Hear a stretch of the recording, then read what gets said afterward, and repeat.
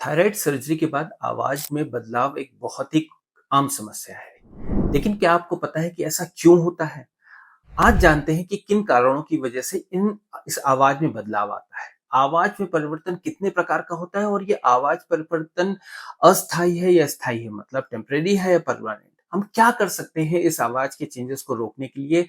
हम क्या कर सकते हैं थायराइड सर्जरी के बाद वॉइस चेंजेस अगर आ गए हैं तब क्या करना है ताकि ये चेंजेस परमानेंट ना हो? यदि आप इन बातों को जानना चाहते हैं तो आज हम इस विषय वॉइस चेंज पे चर्चा करेंगे। नमस्कार, मैं डॉक्टर अरुण गुप्ता हूँ। मैं एक इंटरवेंशन रेडियोलॉजिस्ट हूँ, दिल्ली बेस्ड हूँ और सबसे ज़्यादा सैटिस्फैक्शन मुझे मिलता है जब मैं किसी पेशेंट को बिना सर्जरी के मिनिमली इन्वेजिव टेक्निक से ट्रीट कर देता हूँ। अगर आप इन नॉन सर्जिकल ट्रीटमेंट्स के बारे में जानना चाहते हैं, उसमें इंटरेस्टेड हैं, तो मेरे चैनल को सब्सक्राइब करें। तो चलिए शुरू करते हैं। हमारे देश में अनलकली बिनाइन थायराइड नोड्यूल्स के लिए हेमीथायराइडेक्टमी, मतलब आधी या आधी से ज्यादा थायराइड ग्लैंड की सर्जरी के द्वारा गले में चीरा देकर निकालना एक कॉमन प्रोसीजर है। अनलकली इसलिए बोला कि अब ये सारी सर्जरीज अवॉइड हो सकती हैं, स्टिल होती हैं, thanks to thyroid thermal ablation, जो एक मिनिमली इन्वेजिव टेक्निक है जिसमें बिना इंसेशन, बिना एनेस्थीसिया, बिना स्कार के थायराइड नोड्यूल्स को कंप्लीटली ठीक किया जा सकता है। इस बात पर मैं फिर से वापस आऊंगा, पर पहले बात करते हैं कि थायराइड सर्जरी के बाद वॉइस चेंज का रिस्क कितना होता है। तो ये देखिए, 2022 के इस कोरियन रिसर्च स्टडी के अनुसार 30 to 80% वॉइस ऑल्टरेशन की कंप्लेंट करते हैं आफ्टर थायराइड सर्जरी, और रिकरेंट लैरिंजियल नर्व की इंजरी के चांसेस 2.6 से 26% तक देखे गए हैं। आप इस रिसर्च पेपर में देख सकते हैं कि इस फैक्ट को मैंने हाईलाइट भी कर दिया है। आप वीडियो को पॉज करके आराम से पढ़ भी सकते हैं। सो पेशेंट्स का वॉइस चेंज के लिए कंसर्न होना लाजमी है। हमारे लिए बहुत जरूरी है यह जानने के लिए कि हमारी आवाज कैसे बनती है। हमारी आवाज बहुत ही निजी है। आपकी आवाज से लोग आपको पहचानते हैं और ये बनती है हमारे गले में स्थित वॉइस बॉक्स और ब्रेन के कोऑर्डिनेशन से। ब्रेन का एक स्पेसिफिक स्पीच एरिया होता है जहां से जब कमांड लैरिंग्स में जाते हैं तो लैरिंग्स, जिसमें बहुत सारी छोटी मसल्स, नर्व्स होती हैं, ये मसल्स और नर्व्स हमारी वॉइस बनाती हैं। लैरिंग्स में बहुत इंपॉर्टेंट स्ट्रक्चर होता है जिसे वोकल कॉर्ड्स कहते हैं। इन वोकल कॉर्ड्स के वाइब्रेशन से हवा जब कम या ज्यादा जाती है तो इन वाइब्रेशन से ही साउंड वेव्स डेवलप होती हैं जो हमारी वॉइस होती है। सो ठीक वॉइस स्पीच के लिए ब्रेन का voice area, muscles, vocal cord का कोऑर्डिनेशन बहुत जरूरी है। वोकल कॉर्ड्स को कंट्रोल करती हैं दो इंपॉर्टेंट नर्व्स।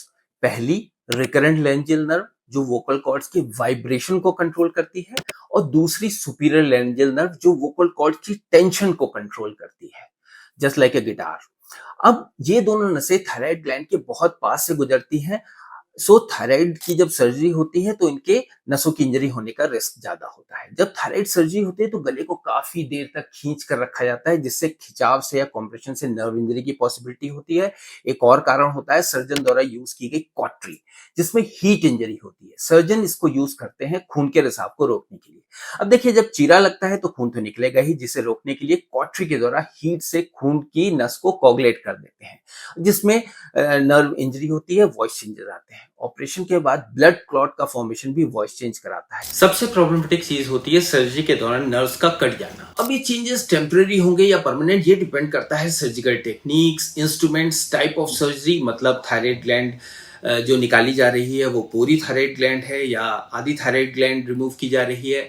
अगर वॉइस चेंज का कॉज स्ट्रेचिंग, कॉम्प्रेशन या कॉटरी इंजरी है या हेमाटोमा है तो आवाज वापस आने में 3 से 6 महीने का समय लग सकता है।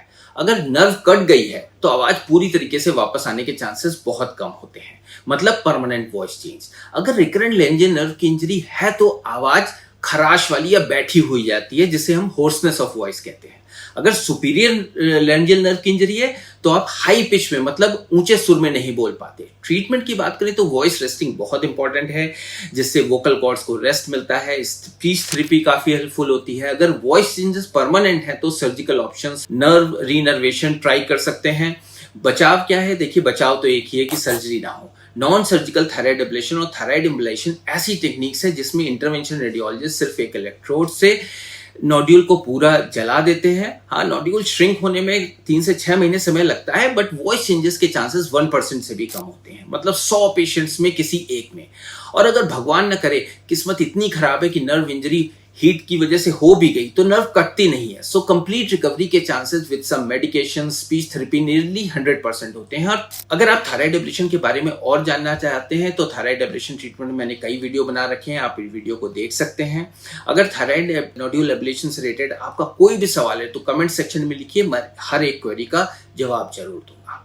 धन्यवाद।